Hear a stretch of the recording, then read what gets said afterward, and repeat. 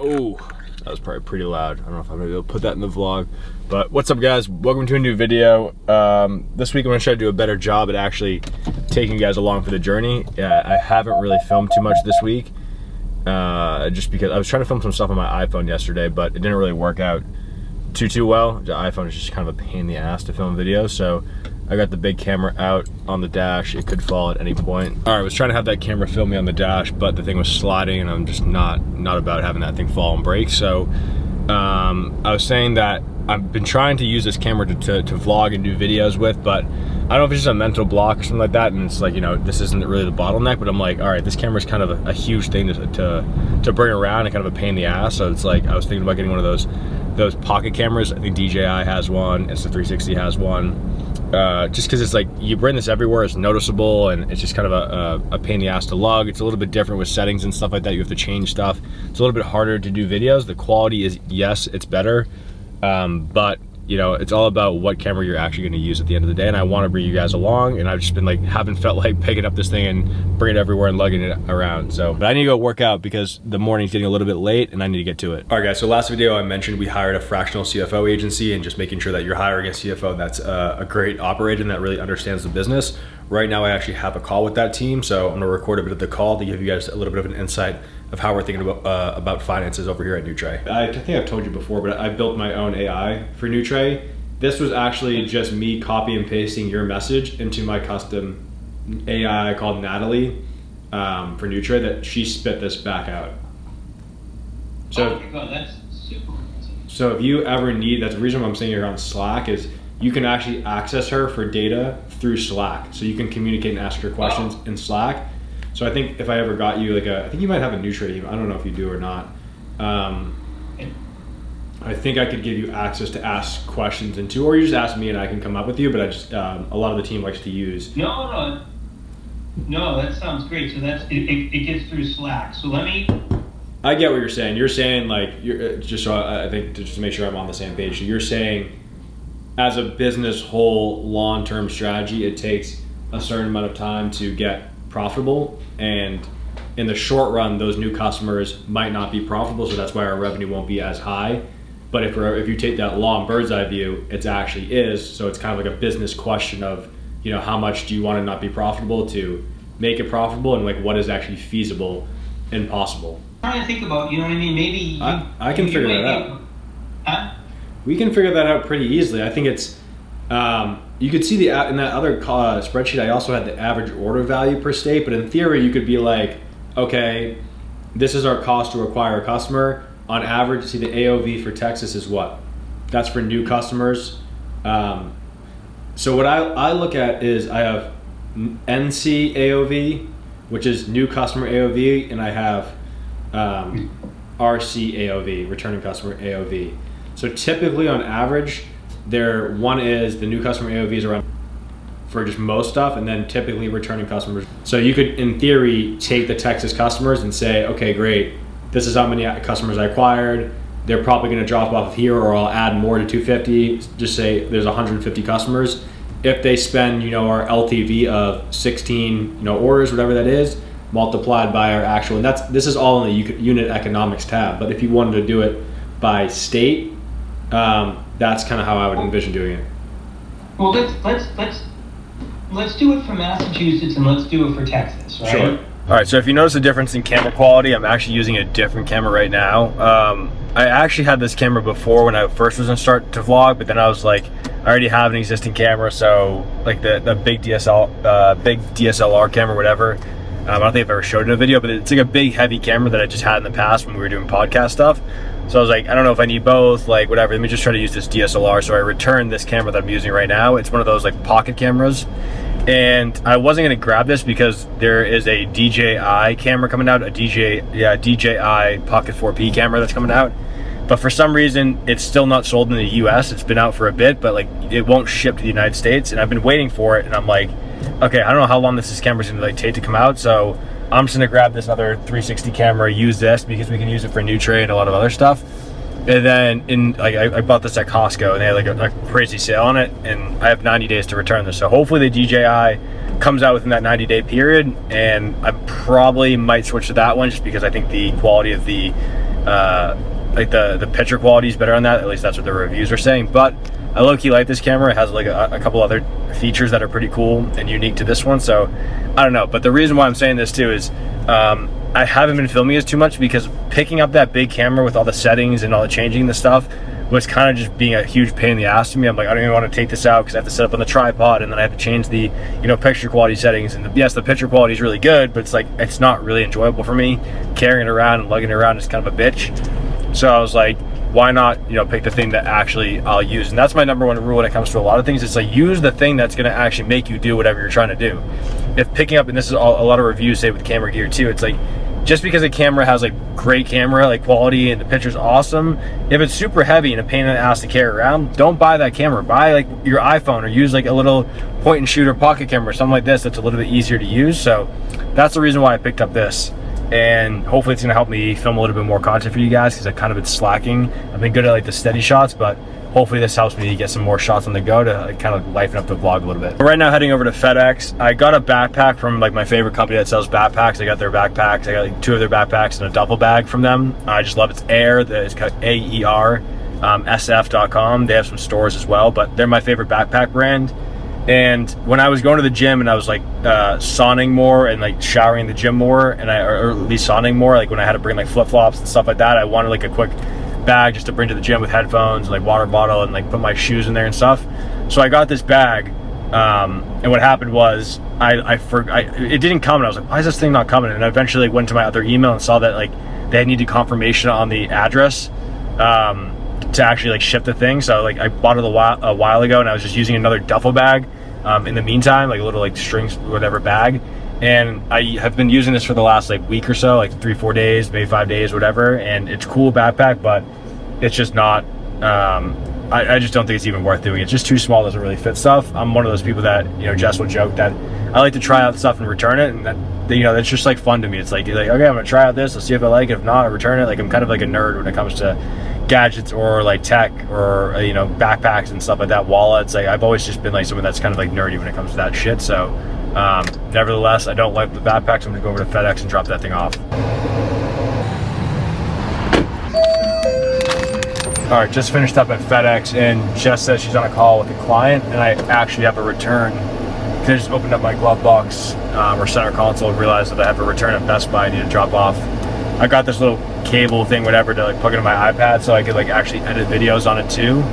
And because there's like, for the iPad, there's like, one plug on the bottom, and I wanted to plug in my external hard drive and SD card. And I got one that's supposed to connect to both, but it's just not working. And the thing was like, I think it was 50 or 60 bucks. So I'm not trying to spend 50 or 60 bucks on something that doesn't work. So, all right, so this is the little thing I was talking about. It's just like a SD card thing that actually like plug a bunch of different stuff in it. I don't know in the back if you guys can see it, but again, it doesn't work with the iPad. So 60 bucks, not wasting on this thing. So let's go take care of that. All right, as I was filming that vlog and leaving Best Buy, I actually ran into Tino, one of the brothers that are the co-founders of Nutre.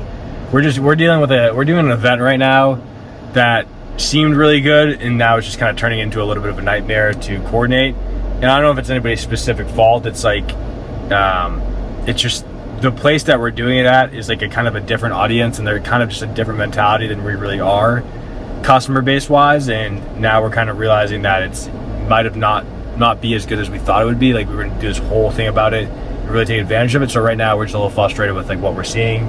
But it's one of those things that in business or just doing anything, like you don't really know until you try certain things. You're not everything is going to be like a hit. There's going to be things that don't work out, and that's just, it's in the bat, like baseball. And you can do your best to kind of figure out to minimize the risk. I'm always about minimizing risk. Like usually when we do contracts with people, I try to minimize the risk. And what happens a lot of times is when you don't think you need to minimize the risk, because you're just like, oh, this is awesome, this is a great deal, like this would be killer, and you don't usually do what you normally do. It comes out that those ones are like don't actually work out, and is a huge pain in the ass. So let this be like a thing for contracts or anything you do. Like, always have stuff in your contract that is going to, prevent yourself from losing money. If it's a deal with a person, make it, performance driven or something like that. Whatever you can do to be like, if this shit doesn't work out, you have a way out that you're not losing a ton of money. All right, so it's Friday right now, heading over to the gym to get a workout in. Friday is the day when I drop my newsletter as well. So at 8 a.m. I drop my Feed the Funnel newsletter. I used to send it out at 5 a.m., but then Beehive, the tool that I use, shut up Beehive. If you want to use Beehive for a newsletter tool, I'll put it in the description below. They said my most like peak open time is 8 a.m. So I changed it from 5 a.m. to 8 a.m. And this one I think was a pretty good one. I showed that I dropped a new YouTube video. I talked about that, and then I talked all about how we had a record month revenue wise, but our profit wasn't nearly as the way we wanted it to be. And I think I talked about this earlier in the vlog too, but yeah, essentially like just because you make more money in your business and you do more revenue, and a lot of the times it's like, great, we're all excited, we're doing more revenue.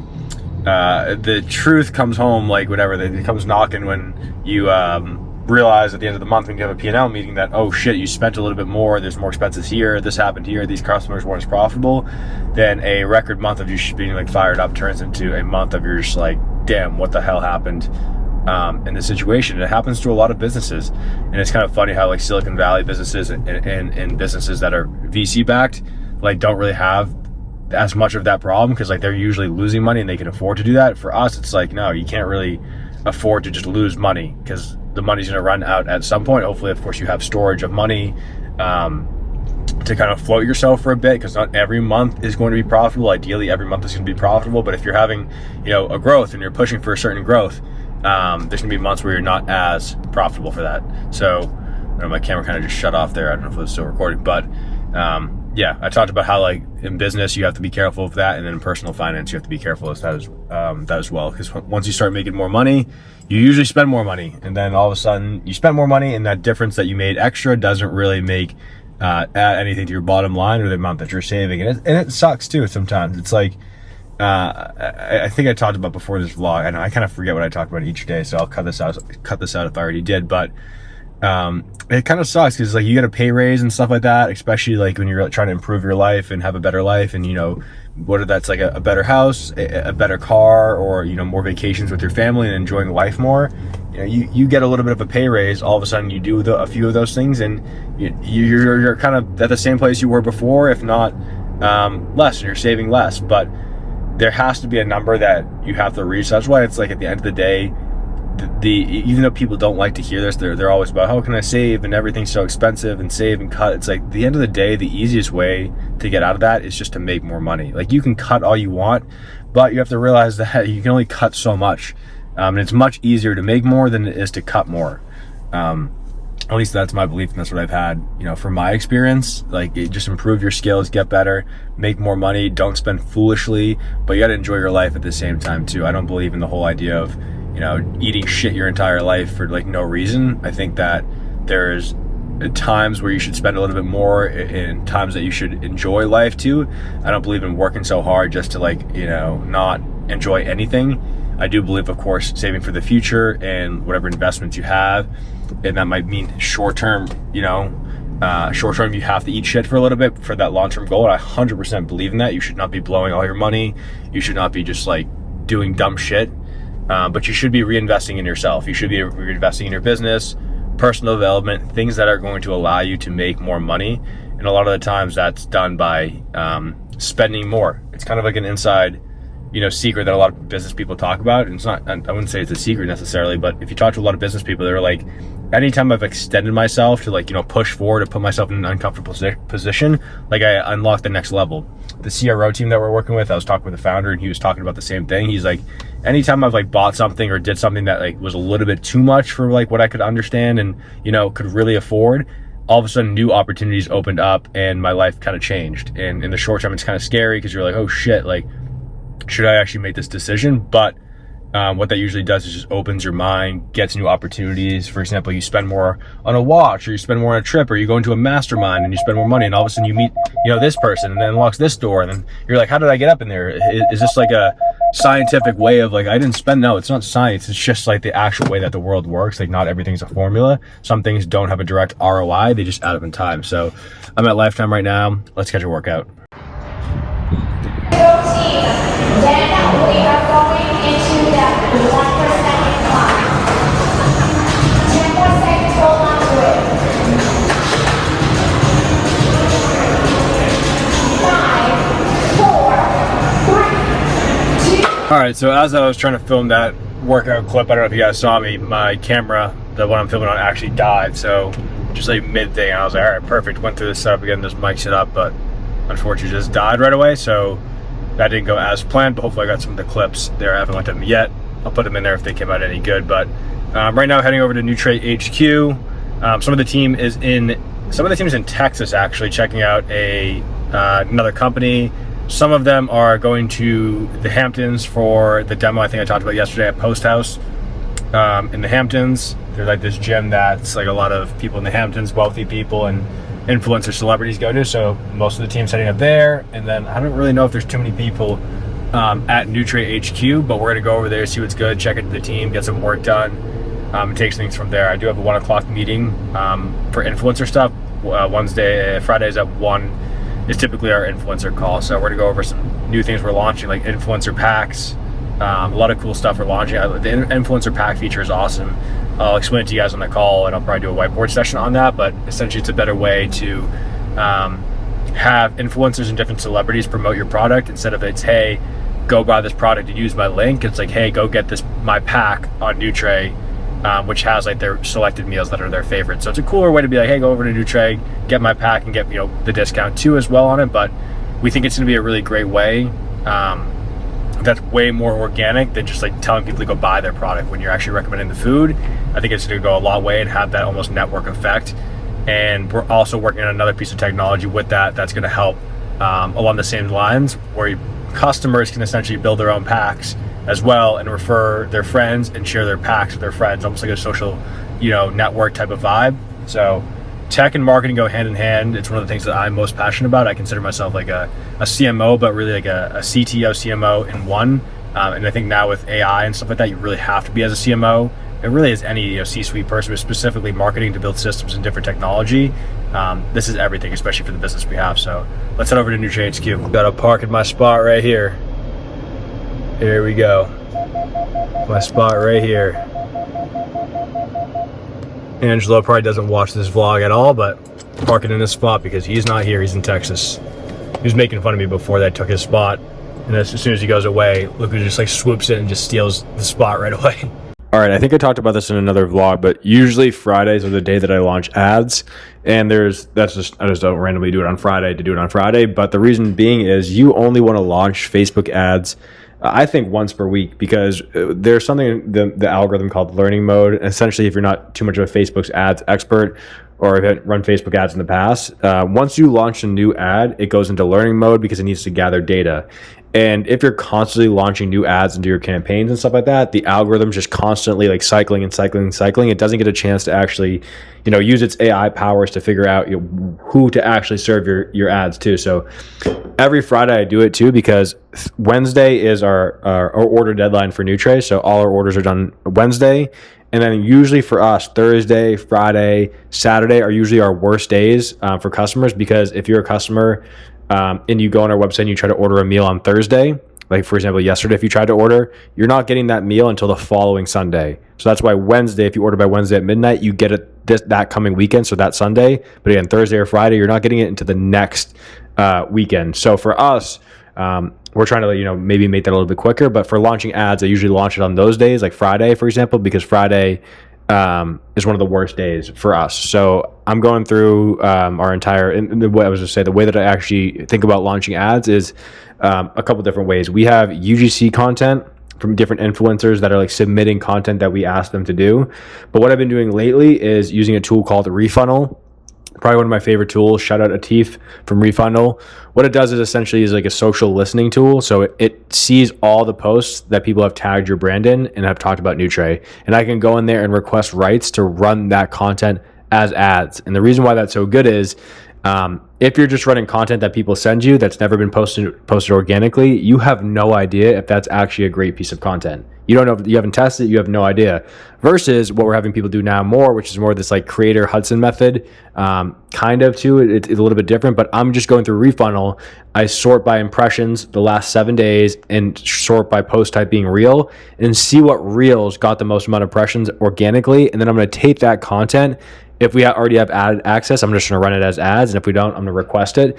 But that content has already proven to us that it does good organically. And now the difference is you have to go through the content, because some content just gets views, but it's like not actually really a good video for an ad, or it has somebody's discount link in it, or it's just like they tag Nutre, but the post is really unrelated to Nutre. A ton of people do that. It's kind of annoying, but they're just kind of tagging all their brand sponsors. So I'm going through Refunder right now and just finding all our best content for the last 7 days, and I'm going to take that and run it as ads. And this is what the tool looks like. So I'm just going over to like all brand mentions. I have my bunch of filters that I mentioned, sort by impressions, if you guys can see that. Last 7 days, I changed the post type to, hopefully I didn't change the post type to reels.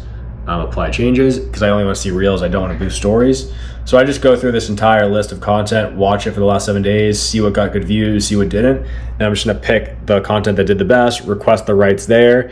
You guys can see it right there, for example, request rights, and then I take that content and then I go into my ad account, copy the link to this actual post, and I have to launch it into Ads Manager, because you can't launch content directly here into your Ads Manager yet, but they're working on it. All right, so I actually did this whiteboard exercise earlier in the week with my other camera, but I was like holding it and it was just all shaky looking back at the footage, so I wanted to redo it. And I also cleaned up the numbers a bit. But as I was talking about with my newsletter, talking about how we had a meeting with our CFO team, and although we were very profitable with customers, especially on like the revenue side, we weren't profitable on the bottom line. So it wasn't the most profitable month. And you know, we can get into details, and I think I've talked about this before in this video, how there's a balance. You have to figure out how much you want to grow, how much that's going to cost, and are you comfortable with like maybe taking home less money? Ideally, you do not want to lose money. You cannot lose money as a bootstrap business.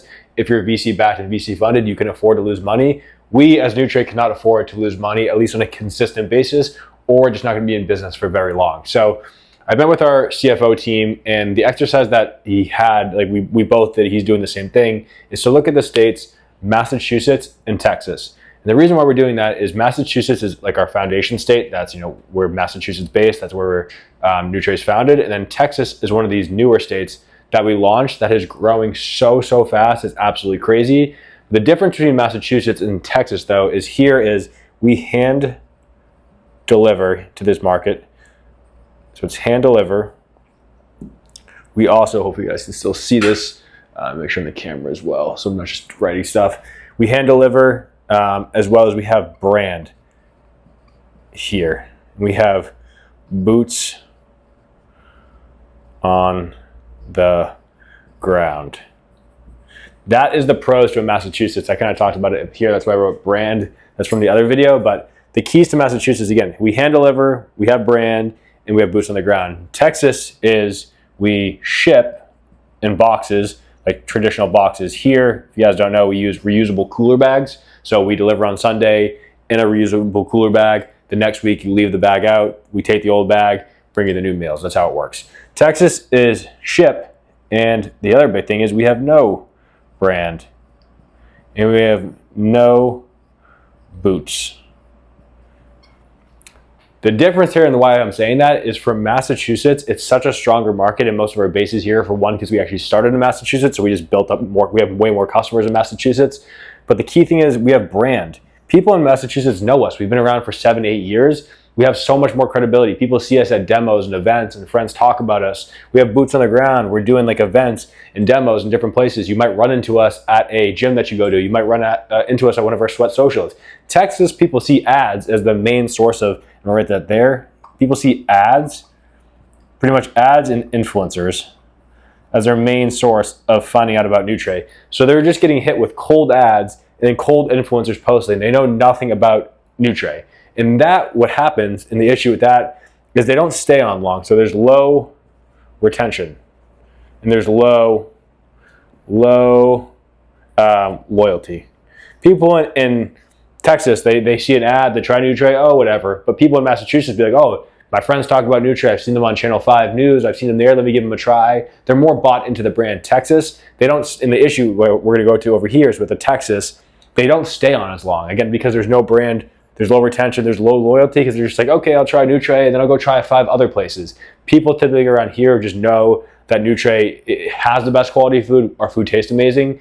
And even though like people in Texas, they can try our food and experience the same thing, they might not be as sticky. And the key thing here is the ship in the boxes.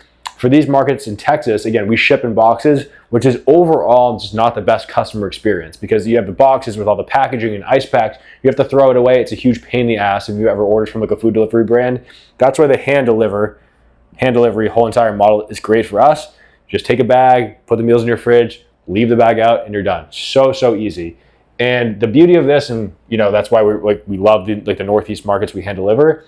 But the beauty of math and understanding, finances, and why we have a fractional CFO team now, is we can actually understand what our profitability is in each state. How does growth look? How fast are we growing? Texas is growing like 150% a month. It's crazy. But we have to look at what's actually profitable. And this exercise here, I'm going to run you guys through is what I did in the other video, but of course, I'm redoing it for you. But I just want to take you through the math of how we look at this. So up at the top, I have CAC, which is cost to acquire a customer. How much you have to spend in marketing spend to actually get a customer. And for the sake of this example, I actually just use random numbers just because they're the even numbers. So this is not actual Nutre numbers. I'm not going to give you guys Nutre numbers. It's proprietary secrets. Don't want to talk too much about that. But this is just an example of like how I'm going to run you guys through this if this was like a random brand. So let's say your cost to acquire a customer is $100. AOV stands for average order value. How much does a customer spend with you on average per each order? Let's just say it's $50. And let's say our LTV is $1,000. If you guys don't know what LTV is, it's lifetime value. It's how much a customer spends with your business over time. So on average, I'm not gonna get for us, but let's just say on average people, they spend $50 on an order and they order, 10 times. Okay, that's gonna be an average order value, what, $500 or something like that. I'm terrible with math on the go, but that would be the lifetime value. How much have they spent with your brand until they've actually just stopped ordering, until they cancel, until they're done. You can even do it in 3 to 6 months periods. Like what is your 6-month LTV? What is your 3-month LTV? What is your 6-month LTV? What is your 1 year LTV? And it's just calculating in that time period, on average, how much did the individual customer spend with your brand. LTV to CAC is a great ratio to understand of how much LTV to what the ratio is there. And ideally I wrote 3 to 1. Ideally you want to be a 3 to 1. That's the gold standard for an LTV to CAC. I'm not going to get too much into LTV to CAC in this ratio, but again, it's in this video, whatever, but I'm just it's a ratio that you use to identify, hopefully people's LTV is higher than your CAC, and hopefully it's 3 times greater than what that actually is. The other key metrics here are NCAOV and RCAOV. If you are a subscription-based business, these are key metrics for you, especially for a meal delivery brand like us, and here's why. NCAOV stands for new customer AOV. How much does a new customer on their first order spend with your brand? $50, let's say. It's kind of like a mess right there, so whatever, it's $50. And then RCAOV is returning customer AOV, and here I just wrote $100 for the example. The difference in why it matters for Nutre and why the new customer AOV is lower than the recurring customer AOV is because on their first order, when you come to Nutre and most brands in general, subscription-based brands, just most brands in general, there is a first-time customer offer. So whatever, us sometimes it's 40% off, 50% off, sometimes it's 30, free breakfast, well, whatever. On your first order, if you're typically spending, and that's why I'll show you right here, let's just say on normal, the order that you're adding, all the food that you're adding to your cart comes out to $100. Just to say that. If you have a 50% off discount on your first order, then your actual price at the end of the day is $50. So that's why on your new customer, when they get that 50% discount off, it drops in half. But the thing is with the return customer AOV, it's double because now they don't have that 50% off discount. They jump back up to $100. So we have to understand, okay, they're spending this much on their first order, they're spending this much on their second order. And from there, we can model out the math and figure out, okay, how many orders are they placing in time? And then we use that recurring customer AOV to actually figure that out. The other key metric is retention. Let's just say if you have for the sake of the math, you have a 50% retention rate. That helps you model out this entire scenario to know that, okay, I sign up 100 customers, they spend this is their LTV, I keep 50% of them, that means you have to cut that in half. So ideally your brand's retention rate is not 50%, but with a subscription-based business, it's usually pretty high or higher than most average brands. The payback period, which is another key thing that I didn't even do here, your payback period is how long it takes for you to recoup the amount of money that you spent on a customer. Because even though your cost to acquire was $100 and your AOV is $50, that means right here, just for the sake of the example, you're losing $50. cost you $100 to get a customer, they spend 50, that means you are losing $50. And the thing is, you're not just losing $50 because the average order value, this difference between $100 and $50 is not just $50. It's your shipping cost, your cost of goods sold, your labor and stuff like that. So you can be in the hole a lot if you don't recoup this money. That's why your payback period is so important. That's why calculating your return customer AOV and your LTV is important. So you have to understand, okay, I might lose $50 on the first order, but then if that customer orders 10, 20 times and you model out the math for that scenario, and they spend whatever, $1,000, then you break up, like whatever that number, that payback period is, it could be their fourth, fifth order, whatever that is, that till they get to that order, you have to understand that I have to wait until my fourth order or their customer's fourth, fifth order for me to actually break a profit. That's why payback period is so important. And over here, what I wrote down is growth rate and EBITDA. EBITDA is, and I'm not even like that, the EBITDA is just essentially an equation to show like how much, it's like earnings before interest, tax, depreciation, and asset. I forget what the A is even for. It just shows you how profitable your business is and how much cash you're actually taking home. Growth rate over here is how fast one of these markets are growing. So we're trying to do this exercise, and I am actually in the process of doing it. I haven't like shared the actual growth rate, and I'm not going to because that's, again, proprietary to us. But now I have to go over here and figure out, okay, from Massachusetts, like a state like Massachusetts and a state like Texas, what are the actual AOV per that market? What is the actual NC AOV? What is the RC AOV? How much do people in Massachusetts spend on us? What is their retention rate? What is the payback period for each state? And then we have to model out a growth rate of how fast these states are growing. And we have to figure out, okay, if we're continuing to spend, if our cost to acquire a customer in Texas is double, how long is it going to take us to get paid back? And are we comfortable with losing that much money on that end? Or do we have to figure out different ways to market? Because if it's going to cost us this much with shipping and stuff like that to deliver to Texas versus states up here where it's a lot more profitable, do we want to take that risk? Do we want to take that whole entire short-term, again, I wrote here before, short-term versus long-term vision? That's the question you have to ask, because if you're building a brand in a subscription-based business, like you have to look in the long run. And because, again, short-term, you're not profitable, but you have to have enough money to consider that long-term possibility. But it's kind of hard to do that because everyone's, especially for a lot of businesses people talk online, everyone's kind of short-term focused, and this is a little bit of a different, tangent for the sake of what short-term versus long-term means. In business, you see online everybody kind of like flexing different things. You look at my cars and look at all this stuff. You have to ask yourself at the end of the day, are you trying to build a short-term cash flow business, or are you trying to build a long-term equity-based business? And what that means is, do you want to build your business, you make money, you take money out of the business, you spend it on the stuff, enjoy your life, and you go buy stuff, whatever, you use your cash flow from the business to enjoy your life?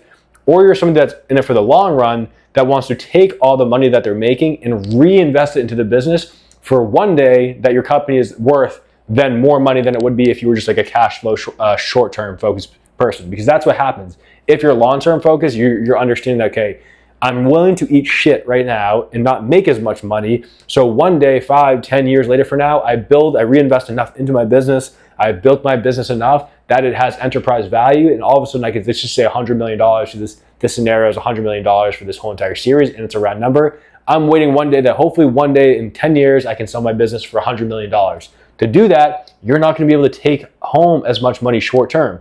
And this matters for me because I'm not a founder of Nutre. I do have equity in the business, but I have to understand that's our mentality, that we're not short-term focused. We are long-term focused. We're trying to have enterprise value. We're eating shit in the beginning, like right now, and not taking us home as much profit, because hopefully that additional revenue that we're bringing on and that increase in revenue adds to the overall valuation of Nutre. It's okay if we're not as profitable, we're not taking home as much, we can't lose money, but if that's adding to revenues and customers and we're growing, that makes our business more valuable in the open market. So this is the exercise that we go through as our brand that we're doing right now. It's something that as a CMO, full transparency, I'm getting better at. I'm not the best numbers person, but I had to become the best numbers person. And I think there's over here, I actually have this book right here. Hopefully you guys can see this. The camera screen shut off, but hopefully you guys see this. Data-driven marketing. I have a ton of books. I got that like a year and a half ago when I understood that, okay, for me to become like the next level CEO, next level CMO, I had to get better at data. This is a good book. It has a bunch of like graphs and charts of how to understand the numbers of business. I have more over there. And this is like, I was just watching a YouTube video with Dom from Raw, and he was like, somebody asked him about imposter syndrome. He's like, dude, I have fucking imposter syndrome every day. I think like people are better than me. There's other people that can do the job better than me than every single day. And the thing is, and he's talked about, I never wanted to do content because it's like, there's people better than me. Like, I don't even know my shit. I'm figuring shit out. Like, I might say something fucking stupid and my shit, like, people are gonna be like, well, he doesn't know what he's talking about. Most people don't know what the fuck they're talking about. But most people like pretend that they know all this stuff and they're just like, oh, I just do this in this business. Nobody's willing to actually go out there and share this stuff because one, they're just not good on camera, and two, they don't have the confidence and the ability and the humility to be like, I'm gonna do this entire exercise. Maybe I said one thing wrong or didn't know what EBITDA was, but who fucking cares? Like, I'm gonna go figure it out after and make sure I know that stuff. But based on this, it's all about growth. And he talks about like, I'm always gonna have imposter syndrome because I'm always gonna be trying to get better in growth because there's people ahead of me and I'm always a student of the game. I'm the same exact way. That's why I'm trying to do these whiteboard videos to push myself, because as like, it's a common saying, like you learn stuff by becoming, the better teacher, you learn stuff and you become better and knowledgeable by teaching stuff. So anytime you have like a topic that you're learning, try to teach it. It can't even be like, do this whiteboard exercise. You don't even need to film it. Just do it for yourself as you were trying to teach somebody a concept. Because if you can't teach it, you don't really know it. That's why a lot of these numbers, like I know LTV, AOV, CAC, and all this stuff, I'm getting better at like payback periods and EBITDA and growth rates and figuring out our profitability per state and, you know, all that sort of, you know, more specific targeted stuff. And it's just a process at the end of the day. I think you guys can tell, you know, in my voice and stuff like that. This stuff fucking fires me up. Like I'm trying to figure this out and it's like, you know, shit, I'm going through this. I might not know this shit. What is that? But I don't think anybody's an expert. I think at every level, people are figuring shit out.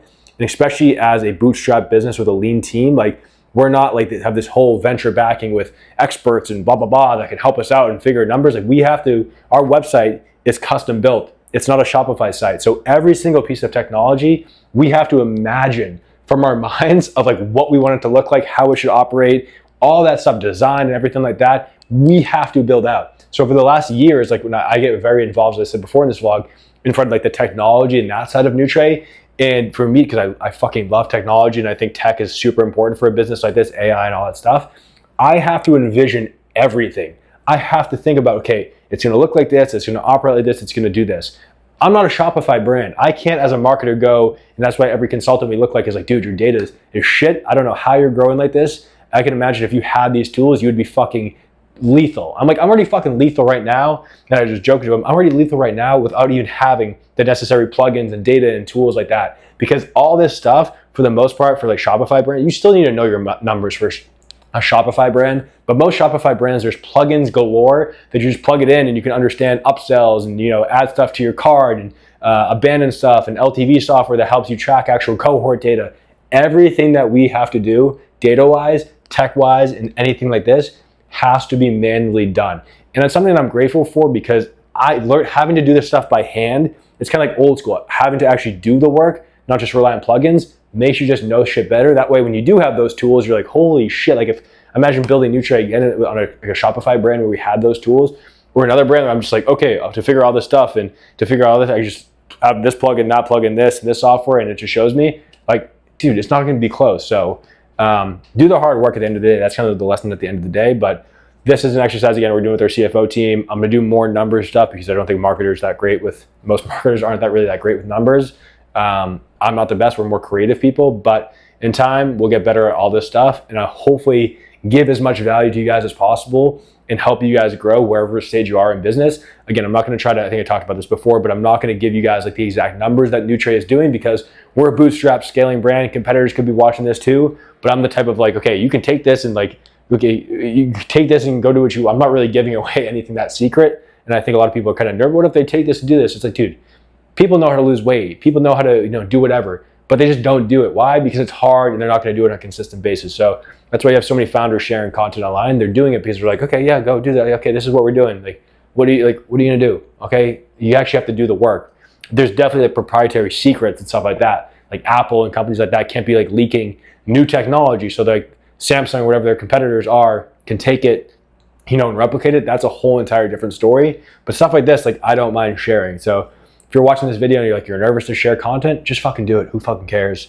Nobody's taking this and actually like crazy secrets that we're calculating our LTV and figuring out if Massachusetts or Texas is more profitable. Like, no shit, we're doing that. All right, guys, heading out of Nutre. This is probably going to be the end of the vlog. Maybe I'll vlog from this weekend, but this is probably going to be it for this week's vlog. I'll film some stuff maybe this weekend, and it goes into next week's vlog, but not sure yet. Overall, this is a dialed week. I think I got some good content for you guys. So hopefully you guys enjoyed it. As always, if you guys want me to put more things in the vlog, film different stuff or whatever, do different videos. It doesn't have to be just like vlog content too. Just like do different like one-off videos. Drop it in the comments below. Share with friends. Like, comment, subscribe. All the good stuff that it goes a long way and just shows me that you guys are liking what I'm putting out there. So yeah. All right, guys. I'll see you in the next one.